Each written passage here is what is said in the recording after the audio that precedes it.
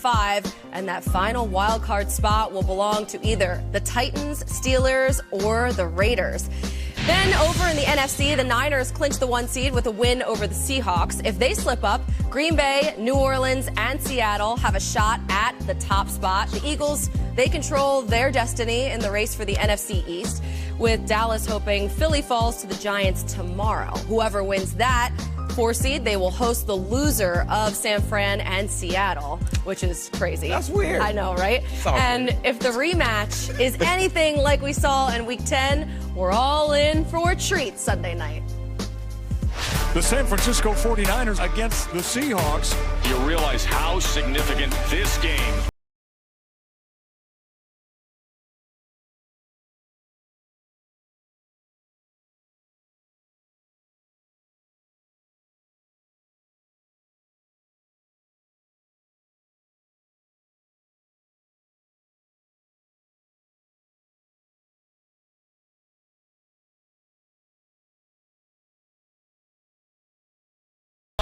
to force overtime. Boy, does he deliver to launch Seattle into celebration. Jason Myers has done it. Tomorrow's rematch and reunion in Seattle. Here's Omar Ruiz. Good morning. Pete Carroll saying Marshawn Lynch's return to the Seahawks went seamlessly this week. And based on what they saw in practice, they couldn't tell that beast mode hasn't played since last year. Same can be said for now backup running back Robert Turbin. Carroll wouldn't give a depth chart or say how much Lynch will play tomorrow, but he did say they won't have any hesitation in how they use him in their offense. As Turbin told me, they weren't focused on learning the entire playbook this week, simply on the portion of it that'll be relevant in their game plan versus the 49ers. The defensive game plan will include Jadeveon Clowney and Shaquille Griffin, both of whom have missed the past couple games with injuries.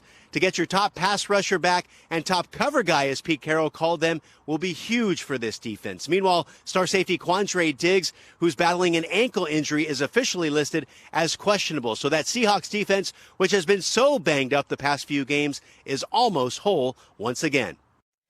Thank you, Omar. Look, you think about the difference between the 1 seed and the 5 seed. You're talking That's a big difference. 3 road wins to make the Super Bowl versus 2 home wins. I mean, this is a huge game. So how do you see the Seahawks defense matching up against Jimmy G in this offense? Hey, look, the Seahawks defense is going to have their hands full. They're going to have to do what they did last time, but a little bit better. And last time they were almost flawless. When you think about the way they were able to stop this 49ers rushing attack, average 150 yards rushing. They held them to 85 rushing yards. And then they were able to really, with just Jadeveon Clowney, get a ton of pressure on Jimmy G. He dropped back 46 times. For the whole course of this season, I've been saying, hey, I don't know if Jimmy G can do it. I don't know if Jimmy G can do it. I think he can do it, but if Seattle has any chance, this is the game plan. Stop the run, make Jimmy G beat you, and trust that Jadeveon Clowney can go out and single-handedly get that pressure. Bobby Wagner spoke about in the first meeting that he was able to, pick up little clues by their audibles as far as where to break on passes, what routes were coming. I probably wouldn't have told that secret early in the season. I'd have waited to say that right now after the game, but hopefully he can call on some of those playmaking abilities that he can summon. If Jimmy G wants to summon that, if he wants to carry this team, he's going to have to get the ball to his playmakers. And to me, the biggest playmaker the 49ers have is Deebo Samuels, right? The last game that they played, 8 catches, 112 yards. It seemed to be his coming out party. You look at right here. When he gets the ball in his hands, he's a runner. Very tough to bring down. You don't see receivers running with the ball in their hands like this. Check this play out, D-Hall, right? Little fake fly motion, right? He goes to the other side, little fly motion back to the other side. This is a screen. This is a double halfback screen that 2 backs usually runs, and you're putting a wide receiver in this particular role. You look at right here, as a wide receiver, he catches the ball. Now he's a runner. Just act like he's a running back right now. Very hard to bring down. This is the new wave of playmakers in the National Football League, and the San Francisco 49ers, they have one in Deebo Samuels. Get him the ball early and often and just get this kid in space and see if the Seattle Seahawks came to town. tackle. And he went off in that game, too, because no George Kittle was out there. They lost Emmanuel Sanders for half of the game, so they needed him to do that. I would use that game plan and then allow Emmanuel Sanders and everybody else to kind of go off of that game. Stuff like that and some of the end arounds that you've seen would be a good way to counter what the Seahawks did well the first time around, which is they played really well up the middle on defense. Now, Al Woods was one of the guys that had an impact that game. He is no longer on the team. He's been suspended for 4 games here. But they had other guys that contributed well. And they were really stout in the middle there. Those guys also, not only in the run game, but also in the pass game, they had an impact. If Seattle's going to pull off what amounts to an upset here, even though this is a home game, just because how banged up they are right now, that is going to happen again. Jeezy, to your point, you know, the San Francisco 49ers, they run a wide zone scheme, right? The run game, right? To disrupt that, you got to get quick penetration from the inside, from the interior. That's what totally thwarts the zone run game. If they can limit that, or if the Seahawks can get that quick penetration, they can take care of that run game. You have to remember, too, the Niners offensive line, Week 10, they were getting a bunch of their guys back who hadn't played in a while. Joe Staley was just returning. He hadn't played since Week 2, and Jadeveon Clowney really keyed off on all of them. I mean, he got home for a sack, he had a forced fumble, a fumble return for a touchdown. Right, exactly. So now you have Clowney returning from after missing 2 games. So we'll see how much pressure. Let's be clear about this. If the Seahawks really want to make this push to the Super Bowl, Jadeveon Clowney has to be healthy. Has to be an integral part. He can't miss anything. He has to be on the field. Yeah. And then in terms of the Niners' backfield, Raheem Mostert, he has been shining lately. Only Kenyon Drake has more rushing touchdowns than him since Week 12. Mostert's tied with Derrick Henry, Aaron Jones, and Todd Gurley in that span. So he's the guy that's been popping in that backfield.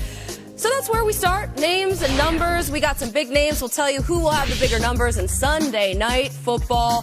Marshawn Lynch returns to Seattle. So, Mike Rob, more rushing touchdowns here. Mostert or your boy, Marshawn. See, now I know what happened. Y'all put that graphic up there because y'all know that I was going to say beast mode. And you knew I was going whatever. I'm going to say beast mode. Look, you can't deny 85 or 84 rushing touchdowns in 11 seasons. That's an average of almost 10 rushing touchdowns a season. So for all of that, I'm going to say Marshawn Lynch. And I know that the Seattle Seahawks, they need him to be the goal line back. There is nobody else. They're going to make it a point to make sure that this guy takes that physical style into the goal line. Okay, fair. How about this one? Garofalo, more passing touchdowns. Ryan Fitzpatrick or Tom Brady? I'm going against the legend here, Colleen, as you referred to him, Ryan Fitzpatrick. I'm going to take Tom Brady. 22 fewest passing touchdowns for him since 2003 right now. You know, you got to close strong here and eliminate that one right here. But then when these two teams meet again next year, Brady will have a bunch of touchdown passes against the Patriots. Okay. Whoa. What? Against the Patriots? What did I say? South Beach? What did I say? What happened? What the hell are you talking We're about? out of time. Got to move on. Hey, here we go. D-Hall, how about this one? More receiving yards, Keenan Allen or Tyreek Hill? I want to hear a little bit more about that. No. Keenan Allen or Tyreek Hill. I mean, I think Tyreek Hill is an explosive receiver. I think he'll make a lot of plays, but I think he's not the focal point of that Kansas City offense. They got a lot of speed. Keenan Allen is the focal point of this Chargers offense. He's going to get more receiving yards because not a lot of guys throw the ball to down there in L.A. Well, at least in that part of L.A. Charger country. Okay, fair. All right, Colleen, this one's for you. All right, two guys that know how to get after the quarterback, Khalil Mack or Danielle Hunter. Which way are you going on this one? That's a good one. All right, well, I know Zadarius Smith, I mean, he was all over that Vikings O-line on Monday. But I'm going to go with Danielle Hunter in this scenario because he has been, his last 4 games, he has 6 sacks, he has 14.5 on the year. That's the same number he had last year. He really wants to get to that 15 number, and I think he does it here. Chicago's allowed a lot more sacks than the Vikings. 41 sacks allowed, 13 more than the Vikings, so I think it gets done for Danielle. Danielle Hunter. Shall see. He's been balling. I like it, yeah. I know, right? All right, Mike Rob, coming back to you. Ready? Okay, let's get it. Which Penn State back has more scrimmage yards? This is bonus here. Miles Sanders or Saquon Barkley? You have to pick your favorite kid. I know, right? And Favorite kid? the crazy part about it is both of these guys are probably watching. I'm going to get a text depending on which one I choose. But I'm going to say Saquon. Sorry, Miles. And I'm going strictly from the numbers, bro. This ain't my fault, okay? Saquon has 21 touches a game. You have 14 touches a game. So because of that number, I'm going to go Saquon. 21, but you have been balling back. Say they both had 21 touches. Who you lying? Hey, man, look, man, the segment over. D-Hall, you can't get me like that. I mean, that wasn't the question. We got time. I think we have a couple more minutes. They're saying tease. You want me to start reading? The Cowboys are down, but they're not out yet. You feel me? Roll the tease. Hold it down. So will the Cowboys put it together?